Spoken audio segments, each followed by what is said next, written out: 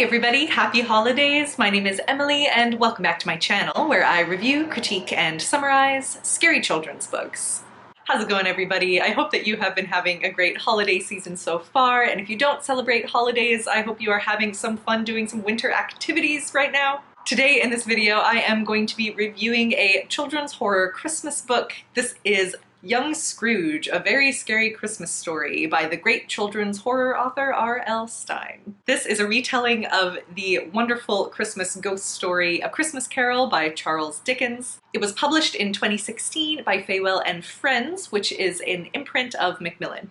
So in this video, as always, I'm going to summarize the book for you, followed by a brief book review. I'll let you know what I think of the story and the characters and how the retelling is in this case, etc. And finally, I always end a review with my personal scores. So I always score books based on writing and language, story, scares, and my personal score. So stick around until the end of the video if you want to see those. So, Young Scrooge follows Rick Scroogeman, a bully who loves to pick on the kids in his class, but hates Christmas. Not only does he hate watching the old black and white adaptation of A Christmas Carol every year because the people in his class start calling him Scrooge, but his birthday's on Christmas, so he never feels that he gets enough attention or presents. This Christmas, however, everything is about to change. Rick is visited by three ghosts that are determined to show him the real meaning of Christmas and the error of his ways. The book follows Rick as he goes through this supernatural journey to figuring out what Christmas is really all about and why he should just be nicer in general.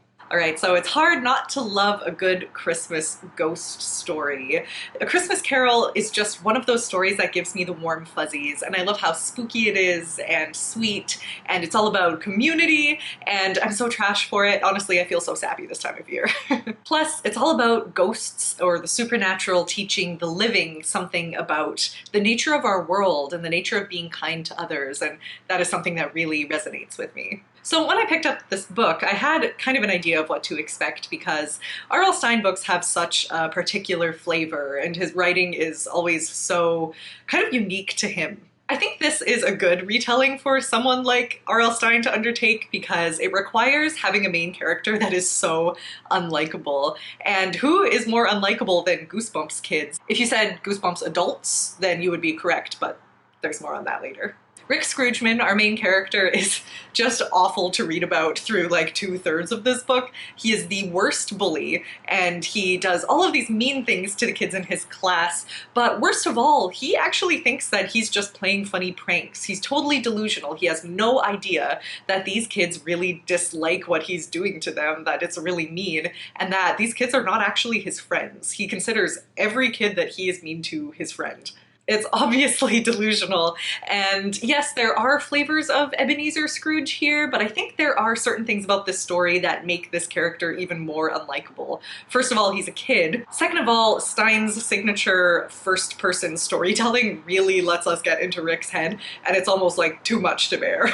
This isn't necessarily a terrible thing considering that's how we're supposed to feel about Rick, but it's just a lot. So if you pick up this book, be prepared to really dislike the main character. The actual ghostly aspect of Young Scrooge is super fun and totally ridiculous. To the author's credit, I had absolutely no idea where this book was going to go in terms of what lessons the ghosts are going to teach Rick Scroogeman. I thought I had a good idea, and then everything was crazier than I ever expected. There is a school populated entirely by zombie kids who all attempt to pull Rick down into his own open grave. It's an awesome scene, terribly spooky, and definitely going to be a favorite of people who love Goosebumps and love the kind of storytelling that R.L. Stine has to offer. And even though this technically isn't a Goosebumps book, there is an awful lot here that is similar. We have cliffhangery chapter endings, we have scary parts that turn out to be funny, but there's a bit here that's different too in an interesting way. Rick comments on the appearance of almost every girl in this book that he meets, and that includes women, that includes his teacher. He talks about whether they're pretty or not, or if they're cute. This is unusual, as the Goosebumps landscape is a pretty attraction and sexuality-free place. So having it be so prevalent in this book is interesting. I'm almost tempted to say that it might be in the service of making us dislike Rick a little bit more, because he is obviously kind of shallow. However, he is a teenage young boy. Like, so I don't really know what it means.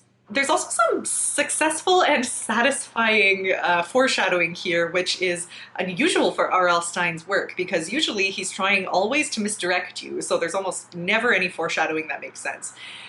This, though, actually has some foreshadowing at the beginning that pays off towards the end, which was really exciting. I felt really satisfied. As a retelling, I think this book is a lot of fun. It doesn't share the whimsy or the cozy magic of the original, but I don't know if that's something that people who pick this book up will necessarily want. There's a lot to love if you love horror and humor and creepy stuff. Sadly, there are a few things that are annoying about it. I mentioned those Goosebumps adults. A lot of the time, it just doesn't seem to make any sense because people are trying to help Rick realize that he is a bully and that he's hurting people, but nobody's trying that hard. Like, even his principal just makes him watch a video on bullying and then just decides he's gonna give up on him because Rick doesn't really, it doesn't compute in Rick's mind that when he stomps on somebody's feet really hard, it's not just a good-natured prank. And even his mom just doesn't seem to try that hard to get through to him. So it is a bit infuriating. And on top of that, the ending is really infuriating. But at the same time, it's a Goosebumps or Goosebumps-like book. I didn't particularly expect for there to be a satisfying ending because there always has to be a twist, right? And of course, there is a little bit of a twist here. So there you go. I mean, most of my criticisms that I have with Goosebumps books also apply to this, but I still think it's a lot of fun. I had a lot of fun reading it, and it helped get me into the Christmas spirit. So with all of that in mind, I'm going to give Young Scrooge a 7 out of 10 for writing and language and a 6 out of 10 for story.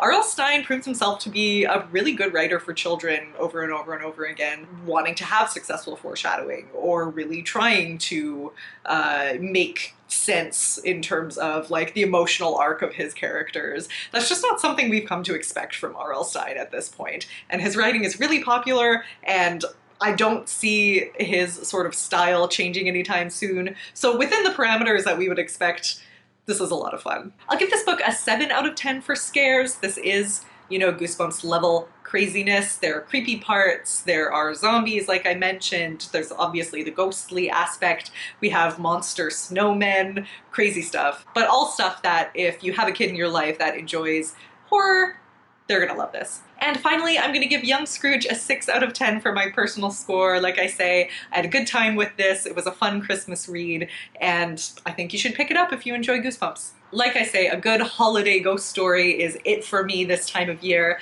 I'm going to reread A Christmas Carol, actually probably going to start that today since I finished this one.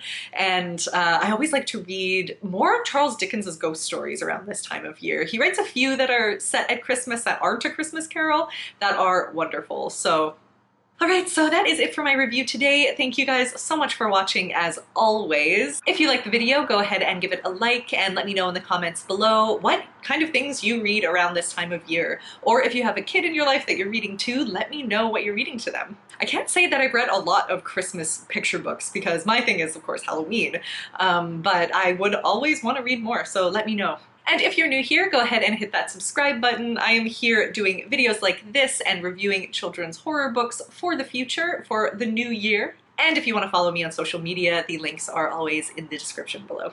Alright guys, thank you so much for watching, and I look forward to hearing what you guys are reading this holiday season, and I hope you have an excellent December. Whatever you celebrate, I hope you have fun, and I will talk to you guys very soon.